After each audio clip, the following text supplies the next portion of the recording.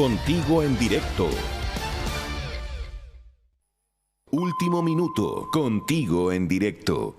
Muy buenas tardes, bienvenidas y bienvenidos a Contigo en Directo. Día viernes, comienza el fin de semana, 20 de noviembre. Vamos a partir inmediatamente con una información de último minuto. Aconteció hace breves instantes y tiene que ver con el caso de Ámbar Cornejo. Hugo Bustamante y Denise Llanos, la mamá de Ámbar, son imputados por nuevos delitos y tienen que ver en este caso con el hermano menor de Ámbar. Vamos a tomar contacto inmediatamente con Francisco Sanfurgo y también con el abogado Pablo Armijo para tratar este tema. Es algo que acaba de ocurrir, Pancho, y te estamos viendo en pantalla. Muy buenas tardes. ¿Cómo estás? Hola, buenas tardes. Estaba programada para hoy día a las 9 de la mañana la audiencia de reformalización o reformulación de cargos. Claro. Partió finalmente a las 11 del día con prohibición absoluta de la participación de los medios, producto de la protección de los datos, en este caso de un menor de edad que involucraba al hermano de Ámbar, ¿no? Hugo Bustamante y Denise Llanos fueron reformalizados. Se hizo hincapié en ciertos datos y se agregaron algunos nuevos de carácter sexual que tienen que ver con abusos por parte de ambos hacia el hermano menor de Ámbar. Esto Ancho, incluso después, después de la fecha de la muerte de Denise, es decir, esto se mantuvo, lo que además después de la fecha de muerte de Ámbar. Esto además permite comprobar de alguna forma la participación y el involucramiento total de parte de Denise, que en algún minuto se esbozó por parte de la defensa el tema de que ella actuó por miedo y una serie de elementos que buscaban de alguna forma reducir la responsabilidad o la participación de Denise Llanos. Esto de alguna forma lo que hace es añadir antecedentes a la carpeta para comprobar que ella es una participante activa y responsable tanto de lo que ocurre con Denise como lo que ocurre con su hermano. Ambos están formalizados por el delito de parricidio de Denise y homicidio calificado en parte de Hugo Bustamante en carácter de autores, en carácter de consumado y por supuesto en busca de las penas más altas. Pero aquí se suma, Toti, un antecedente tremendamente duro, gravísimo, que tiene que ver con el abuso de carácter sexual en contra del hermano menor de Ámbar. No, es que esto de verdad ya no tiene nombre, es impresionante. No podemos perder la capacidad de asombro con algo así. La verdad es que, Pablo, te damos las buenas tardes también, gracias por estar con nosotros. En este caso es un segundo caso donde se formaliza por abuso reiterado y estupro. No sé cómo encontrar el sinónimo, son unas bestias. Es lo único que se me ocurre, porque lo cierto es que ya habíamos visto que en el caso de Ámbar esto fue terrible, terrible, incluso en este programa por el horario, en fin. Nosotros evitamos dar muchos detalles porque la verdad es que es escabroso, es tétrico. Y en este caso se suma además un hermano menor. Bestias, no sé cómo catalogarlo, Pablo. Bueno, y por lo mismo, Humberto, buenas tardes, y por lo mismo también el día de hoy, tal cual lo señalaban, la audiencia fue una audiencia reservada. Hay un menor involucrado, delitos sexuales, que son aquellos delitos de los más vulneratorios cuando estamos hablando de menores de edad. Sin duda alguna, el calificativo que tú dices no es otro que el que debe de merecer a aquellas personas que están siendo imputadas.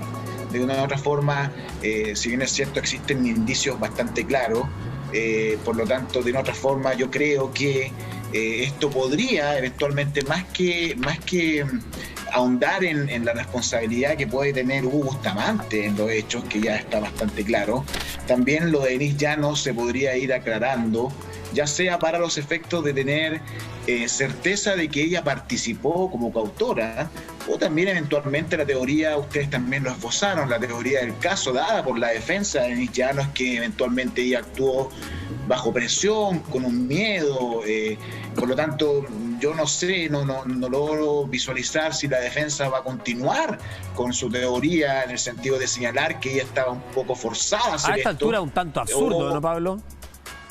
Sí, se puede tornar absurdo, pero eventualmente, tratando siempre de tú, Humberto, me invitas para efecto de poder hablar un poco del tema jurídico. Sí, claro. También se podría señalar de que la defensa podría señalar que estos casos reiterados obligándola a ella a participar, demuestren también una conducta reiterada de parte de Hugo Bustamante y también eventualmente reiterada de obediencia por miedo para alguna cosa mayor que podría haber estado afectada Denise Llanos. O sea, eventualmente igual podría ser una teoría del caso, si que existieran reiteración. O sea, por lo mismo, yo no tengo los antecedentes de la carpeta, estamos solamente tratando de hacer un poco de ficción en hechos que son lamentables. O sea, aquí, sin duda alguna, el Ministerio Público, Pablo, que hoy en día es el responsable de la investigación, le queda una tarea importante de poder obtener las mayores condenas que sean necesarias para resarcir el daño ocasionado. Pancho, ayúdanos con algunos detalles. Yo quiero entender bien esta historia. Ámbar fue violentada durante mucho tiempo. En este caso, su hermano vivía con Denise, con su mamá y con Hugo, ¿no? Así es, vivía con Denise y con Hugo. Recordemos que Ámbar también vivió con Denise y con Hugo hasta que decidió irse. En algún minuto ella se entera de los antecedentes penales de ella, era más chica, se entera de los antecedentes penales de Hugo Bustamante a propósito de su condena anterior, del homicidio anterior del cual estuvo en la cárcel y fue polémicamente liberado en esta especie de indulto. Al enterarse, ella se va de la casa donde vivían, pone además un reclamo en el departamento en contra de Hugo Bustamante y comienza a funarlo. Que se dice que esto es básicamente el motivo por el cual ella se convierte en un estorbo para Denise Llanos y Hugo Bustamante en su relación, porque comienza a funarlo y a buscar, sacar a Hugo Bustamante del panorama. Ella también vivió y en algún minuto ella decide irse de esta casa y se va a vivir con quien fuera además una expareja de su mamá, de quien también fue abusada, digamos. Recordemos que esta persona está formalizada por producción de pornografía con menores, involucrando a Ámbar también. Y este menor, mientras tanto, vivía con Ámbar y con Denise y con Hugo Bustamante. Momentos en que también era vulnerado. No nos olvidemos que Denise Llanos tenía además otra hija que falleció producto de la desnutrición. Razón por la cual le quitaron en su minuto a Ámbar y a su hijo desde el Sename. Es decir, una situación que habla de una persona que no tenía ni el más mínimo miramiento o más mínimo cuidado con sus hijos. Y yo creo que los hechos expuestos hoy no hacen más que confirmar. Yo creo que faltan adjetivos. Tú tiraste uno, sí, pero yo creo que faltan adjetivos, ¿no? Es que sabes que, Pancho, aquí es súper, esto lo digo a tono personal, porque es drástico, porque uno se indigna, da rabia, da pena, da mucha pena hablar de este tipo de temas, ver cómo una persona puede ser tantas veces y en tantos escenarios vulnerada. Yo digo bestias porque pensé decir animales, pero la verdad es que los animales tienen ecosistemas que son más sanos que lo que está ocurriendo acá. Es terrible, es terrible. Hay pocas palabras para describir lo que está pasando acá. Cuando uno ve además lo que ocurrió no solo con Ámbar, con el hermano, que fueron abusados durante el mismo tiempo. Bueno, vamos a escuchar primero declaraciones de Patricia Muñoz, que es defensora de la niñez. Vamos a seguir comentando este tema y también te quiero preguntar a ti, Pablo, ¿cuál es el escenario legal que pueden enfrentar estas dos personas? Pero también hoy día se ha formalizado cargos por otros hechos en contra de ambos imputados, hechos que dicen relación con la comisión de delitos sexuales respecto de el hermano de Ámbar.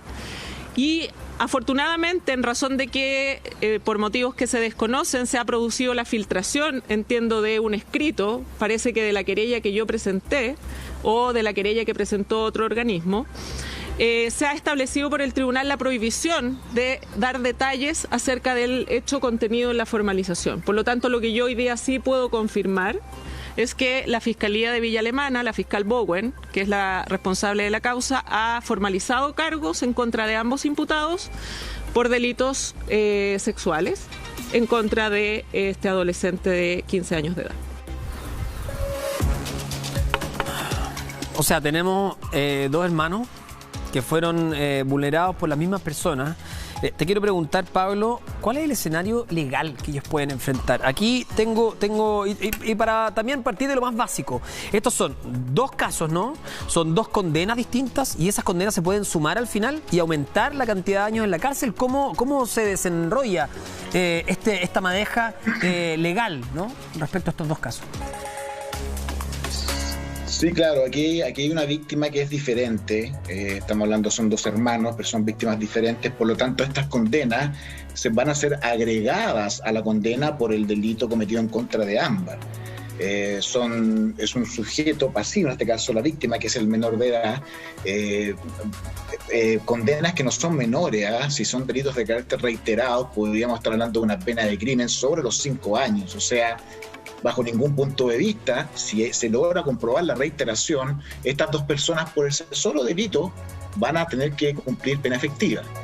Para explicarlo bien, pena efectiva es pena tras las rejas. Eso es para... Tras las rejas, preso. Ahora, estar preso. Sin beneficio. Pero tú me dices 5 años. Yo sé que nos regimos por un sistema legal. Lo que pasa es que uno dice mínimo. Si esto fuera mínimo, uno suma los dos casos y dice 10 años. Y con la barbaridad que estamos viendo en pantalla, uno se queda chico, se queda corto con 10 años. No, y también hay que ver, Humberto, que a lo largo de la investigación por este delito sexual puede acontecer que exista un delito de violación, que aún es más grave y la condena es mayor. Los niños no logran poder hablar en forma inmediata de lo que les está aconteciendo, sobre todo en contra de su indemnidad sexual. Claro. Generalmente pueden pasar muchos años en que los niños logren hablar. Solo conductas propias de niños abusados logran ser visualizados, y ya sea profesores o los mismos padres logran ver que el niño algo acontece con ellos, y ahí logran desenmarañar todo el problema, que fue un abuso sexual o una violación. Por lo tanto, si así fuere, también, obviamente, las condenas van a ser aún mayores. Los delitos en contra de los menores de edad, cualquiera sean estos, son dentro de los que tienen unas penas más altas.